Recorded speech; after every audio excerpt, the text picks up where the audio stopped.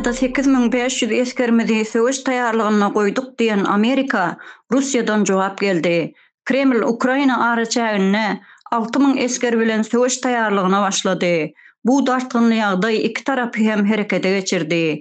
Ukraina Russiýa araçagyny söwüş hereketligi başlady.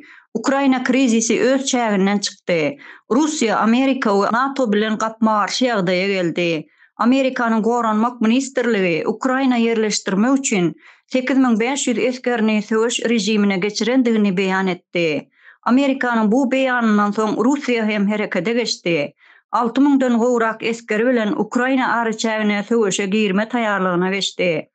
Kremliň media sekretary Dmitri Peskov Aktamyň beren beýannamasynyň Ukraina dartgynlygyny güýçlendirendigini ňygytap geçdi.